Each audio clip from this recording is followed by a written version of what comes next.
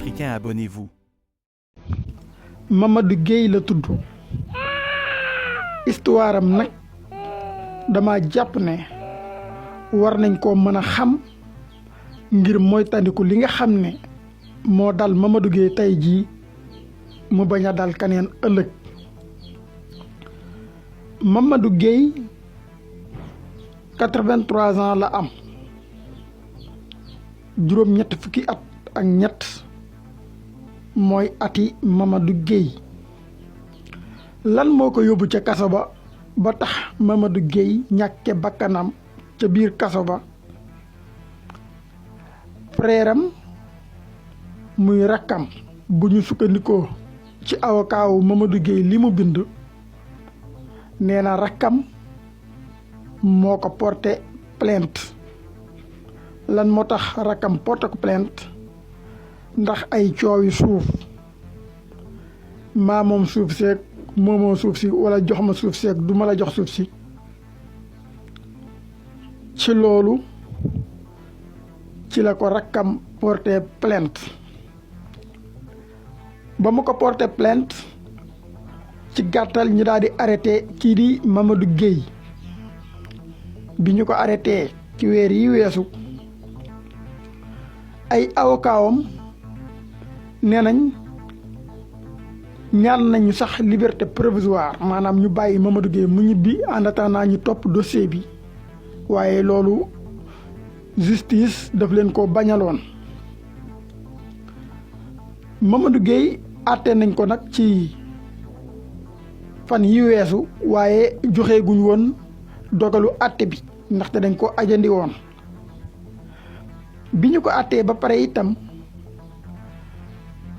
ay awokawam ñaanaatoon nañ liberté provisoire ngir ñu mën a bàyyi Mamadou Gueye mu dem këram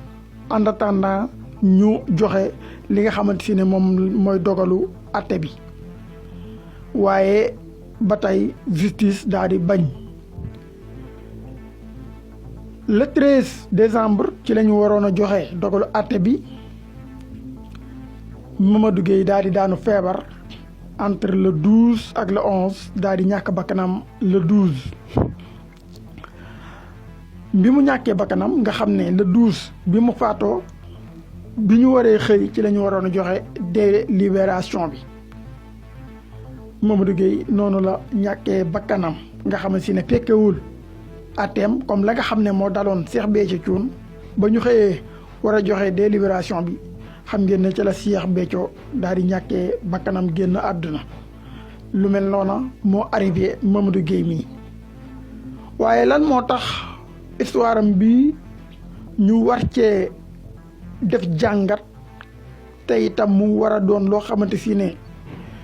war nañu ko mën a moytandiku ci sunu dund ci ay mbokk rawatina ci famille boo xamante si ne dañ cay wax mag ak rakk. surtout que ci wàllum suuf kese moo di ne tey nit ki peut-être tooñ na la, peut-être yaaka tooñ, peut-être suuf si ngeen doon xëccoo yaaka moom, peut-être moom moo ko moom. yoon waxagul woon sax kan moo ko ci moom, yow jël nga ko yóbbu ko ci kaso bi nga xam ne ci sa tur lañ jaare ngir yóbbu ko ci kaso bi, yow sa rak muy sa mag. yàlla dogal li mu dogal ci moom. ndax xëccoom suuf jar na lu mel noonu? ndax alalu àdduna jar na lu mel noonu? tey bi nga xëyee ñu ne la Mamadou Gueye faatu na te ma nga faatoo ca kaso ba, te la nga dugal ca kaso ba ci sa plainte la jaar, ndax suuf sa nga doon xëccoo ak moom sax buñ ko jëloon jox la ko da nga ko soxlaati. loolu moo tax li ñu war a jàngee ci histoire Mamadou Gueye mooy rafetal ci sunu diggante sunuy famille, rafetal ci sunu diggante ak doomu aadama yépp rek. ndaxte loola dana tax daray gàcca du wëlbatiku di ñu dab, ndaxte lii su fekkente ne def nga ko nit koo bokkal, bu la ci gàcca fekkul amul lenn ci àdduna lu la mën a joxati gàcce yow. xañ na mën ngaa jàpp ne am nga sañ-sañu nit kii sarak la wala sa mag la nga yóbbu ko kaso, loolu kenn waxu ko. waaye magum 83 ans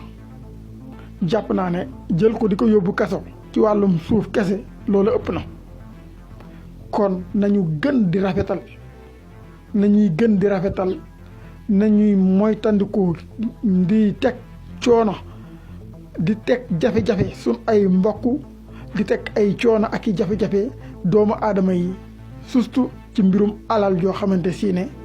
xaj na boo tegee nit ki coono ak jafe-jafe ba pare bu njëkkatee alal ja jox la ko duutoo ko sax soxlaati ndaxte coono ak jafe-jafe ya nga teg nit ki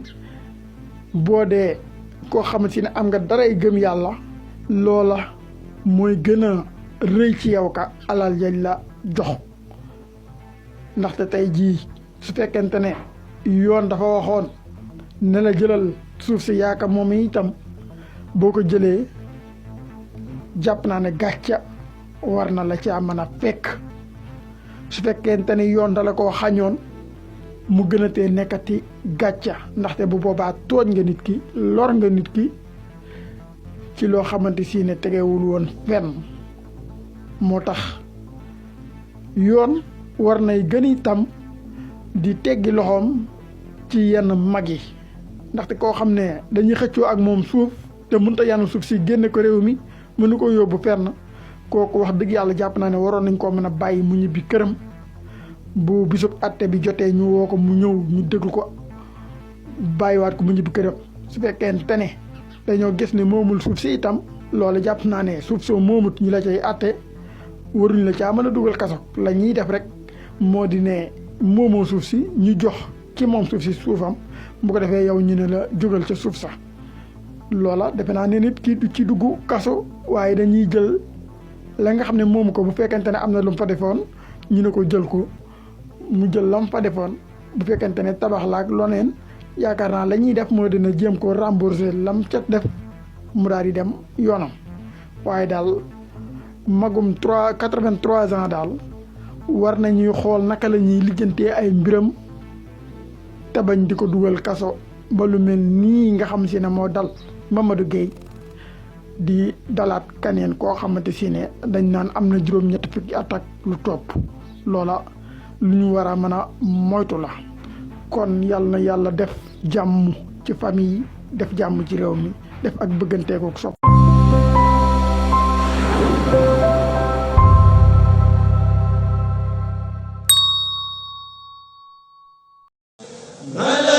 yow mi amoon akub jaaxle ngir di wër fajub olof gu wér penga ci lépp dëppook diine mani la jaaxle jeex na Serigne Abdou Samba soldaaru borom Touba góor dëgg